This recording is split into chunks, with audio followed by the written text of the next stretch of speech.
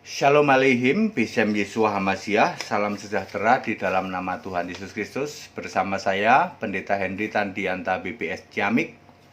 Kali ini kita akan membahas sebuah tema, begini ya judulnya ya.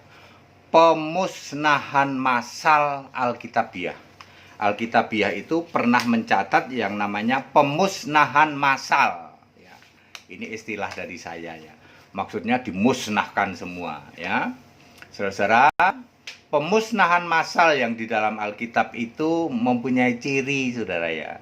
Salah satu cirinya, setiap pemusnahan massal selalu ada yang disisain. Ya, ada sisanya. Enggak semua dimusnahkan, enggak ada sisanya. Nah, mari kita lihat.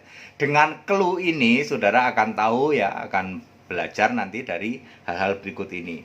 Ada 3 pemusnahan massal yang Alkitabiah. 1. Pemusnahan massal zaman Nabi Nuh. Ya, Nuh bukan nabi ya. Tapi kan di luar sana istilahnya Nabi Nuh ya, sudahlah. Era Nuh dan kapal Nuh atau bahtera Nuh itu ya. Ini siapa yang mau memusnahkan? Inisiatif Allah. Kalau kita lihat di dalam Kejadian 6 ayat 7, aku akan menghapuskan ya manusia yang telah kuciptakan itu dari muka bumi. Bumi kok punya muka ya Pak? Itu kalau orang-orang mu'alaf tuh nanya gitu. Ayat Alkitab tuh aneh. Bumi ada ujung, sampai ke ujung bumi. Dari muka bumi, bumi punya muka katanya. Namanya juga ya tidak nyampe ya. Cara berpikirnya mohon maaf, tidak nyampe ke situ. Kalau dia sudah nyampe ke situ, pasti dia nggak jadi mu'alaf. Ya. Aku akan menghapuskan manusia yang telah kuciptakan itu dari muka bumi. Siapa saja yang dimusnahkan? Manusia, hewan itu ternak, binatang-binatang melata, dan burung-burung di udara.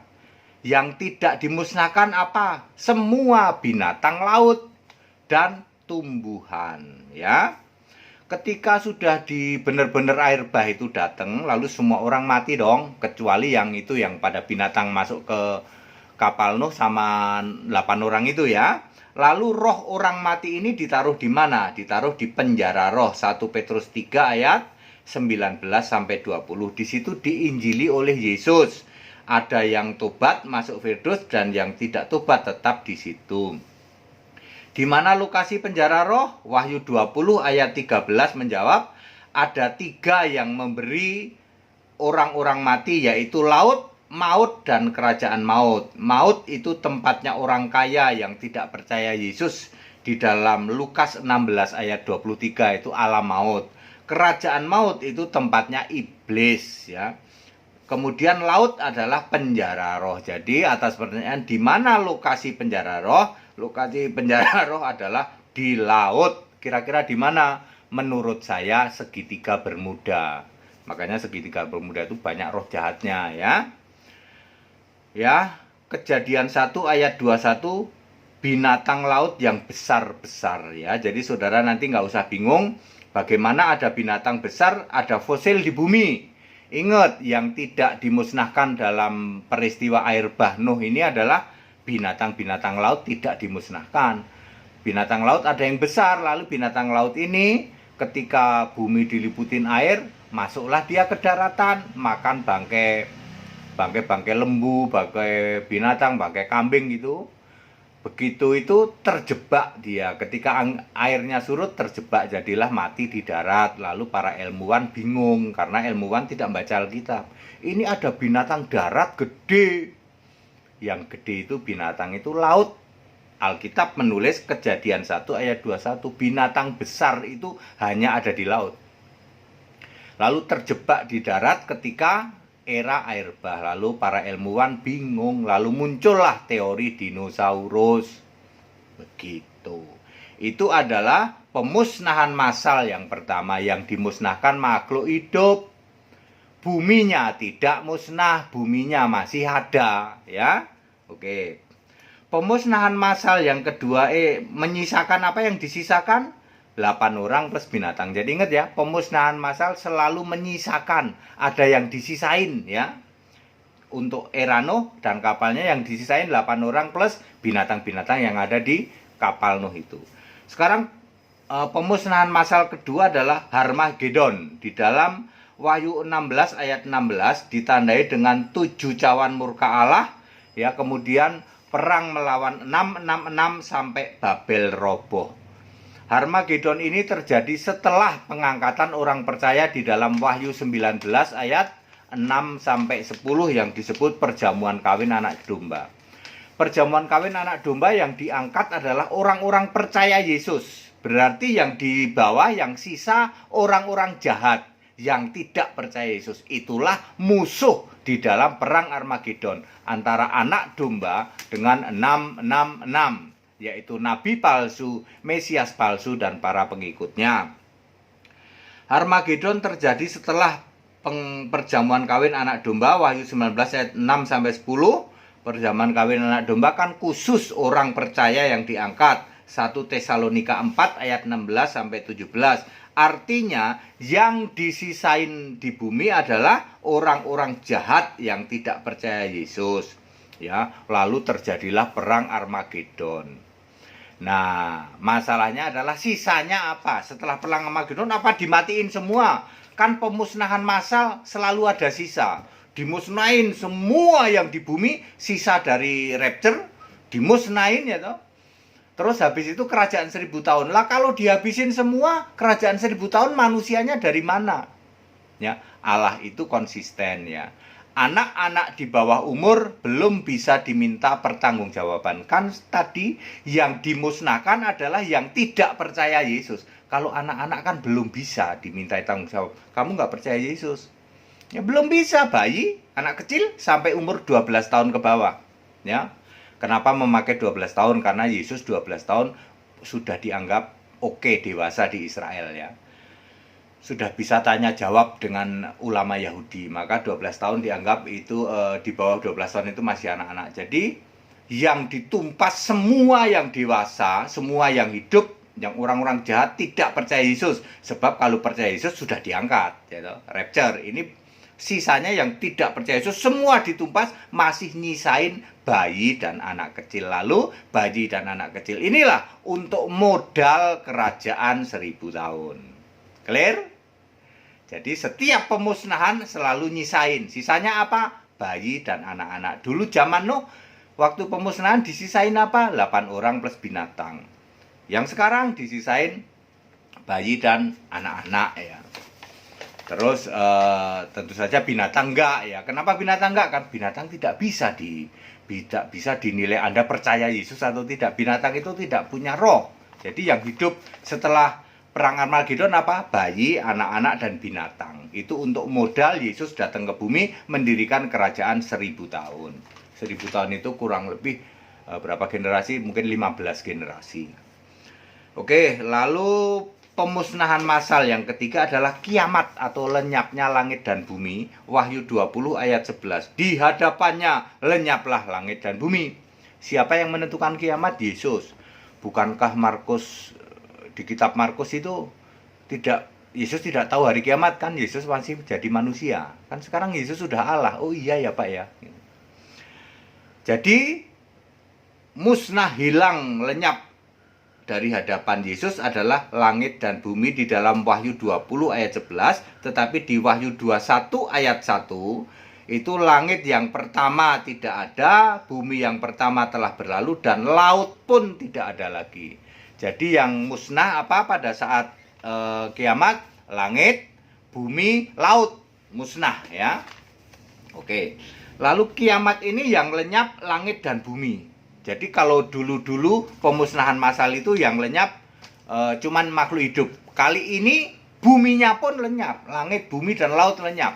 Lalu nyisain nggak Pak? Ada sisanya nggak? Kan pertanyaannya itu. Katanya setiap pemusnahan massal ada sisanya saudara, ya. Kalau kita lihat di dalam Yesaya 65 ayat 25, itu serigala dan anak domba makan rumput, singa makan jerami, ular hidup dari debu. Hari ini yang belum terbukti adalah ular hidup dari debu. Lalu bagaimana Pak? Nyisainnya Pak. Nah begini, ya. Ini hikmat, ya. Hikmat yang saya dapatkan dari Yesus. Dulu waktu zaman Nuh, yang nggak dimusnahkan apa? Laut, ya, air. ya, binatang air tidak dimusnahkan, ya, karena maka dari itu disuruh bikin kapal, ya, kan kapal mengapung di air nanti. Pada waktu kiamat yang nggak musnah apa? Ayo, pada waktu kiamat yang tidak musnah apa? Udara. Bumi musnah, langit itu kan langit itu musnah, kemudian laut musnah. Yang nggak musnah apa? Udara. Berarti nanti Allah menyuruh pesawat autopilot, ya. Di situ isinya binatang, ya. Binatang nanti dipilih oleh Allah. Ini kan hikmat namanya, kayak begini tuh nubuatan hikmat, ya. Saya hanya ingin mengatakan setiap pemusnahan selalu ada sisa. Sebab ayat Alkitab menulis ular makan debu. Ya, ular makan debu itu ular yang mana? Ular yang sekarang. Bukan ular yang nanti bikin baru, bukan.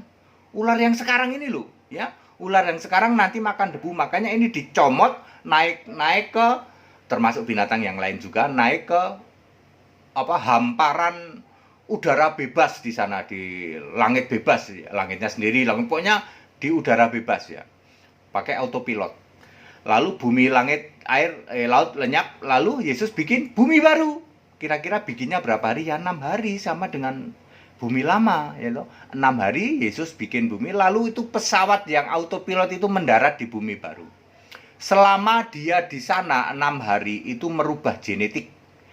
Ular makan debu. Kalau ular hari ini nih, sekarang ini saya mau kasih tahu, sekarang ini kan ular nggak makan debu, makan kodok, makan kelinci, makan dan lain sebagainya. Kalau makin gede, ularnya makannya macam-macam, ya. Kalau kecil-kecil itu ya paling makan kodok, makan gitu-gitulah, ya.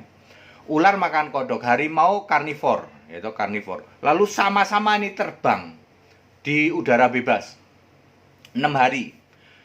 Selama 6 hari di udara bebas inilah merubah karakteristik mereka, ya toh, itu binatang itu, lalu mendarat di bumi baru. Sudah beda. Ular sudah makan debu, macan atau singa makan jerami, serigala makan rumput sama anak domba, ya. Jadi berubah itu binatangnya, tapi masih binatang lama, bukan binatang ciptaan baru. Kenapa bisa begitu? Karena hikmat dari Yesus bahwa setiap pemusnahan massal selalu menyisakan, ada yang disisain. Pada waktu Nuh, air bah disisain 8 orang binatang. Pada waktu Armageddon disisain bayi dan anak-anak. Pada waktu kiamat disisain binatang. Nanti manusia diciptakan baru di bumi yang baru. Binatangnya enggak pakai binatang lama, tetapi dirubah, genetiknya dirubah, ya. Singa jadi makan daun begitu, ya. Ular hidup dari debu. Untuk membuktikan kebenaran, satu clue kebenaran bahwa ular makan debu, hidup dari debu, belum dibuktikan. Itu kan di Kejadian pada waktu jatuh dalam dosa itu, ya kan? Kan ular kamu nanti jalan dengan perutnya dan debu yang jadi makananmu. Sampai hari ini belum terbukti. Baru nanti terbukti di dunia yang baru, di bumi yang baru. Berarti ularnya ya ular dari sini. Clear, ya? Itu yang disebut pemusnahan massal yang alkitabiah. Nomor 1 sudah terjadi era Musa, nomor 2 belum, Armageddon belum. Armageddon terjadi tahun 4930 sampai 4935. Ya, lalu kiamat terjadi pas tahun 6000 Masehi. Itu semua dari hikmat nubuatan dari Yesus yang saya sembah. Nggak usah komplain. Saya ini penyembah Yesus.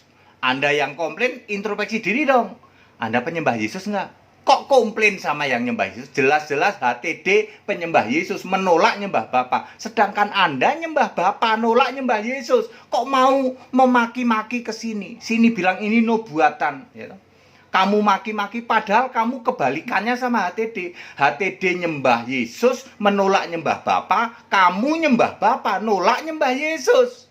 Lah kan lucu, ya toh? Kebalikannya kok maki-maki. HTD itu asal ngomong. Anda nyembah Yesus enggak? Enggak. Anda saja kebalikannya saya. Ya. Kalau Anda sama dengan saya pasti ngerti, oh ini hikmat, ini nubuatan dari Allah. Ternyata benar semua, ayatnya semua. Itu, ya. Yuk, segala hormat kemuliaan untuk Yesus Allah yang benar. Silahkan ikut sekolah Alkitab supaya Anda paham seperti ini. Di era pandemi ini masih lama, ya. Masih COVID-19 masih lama loh, ya. supaya Anda tahu dan Anda nanti selamat. Ingat, supaya Anda tahu dan Anda selamat. Jangan sampai Anda tidak selamat ya, gara-gara Anda mengimani Tritunggal, penyembah Bapa ya. Jangan menjadi kebalikannya kami. Kami ini penyembah Yesus Allah yang benar, menolak nyembah Bapa. Anda kebalikannya. Anda menyembah Bapa, menolak nyembah Yesus. Kan kebalikannya toh? Anda nggak bisa ya toh. Memaki-maki, menjelekkan hati dia nggak bisa, wong Anda kebalikannya kami kok. Segala hormat kemuliaan untuk Yesus Allah yang benar, Allah segala masa, sebelum segala abad, sekarang sampai selama-lamanya. Tetap bersama saya Pendeta Henry Tandianta BPS Ciamik.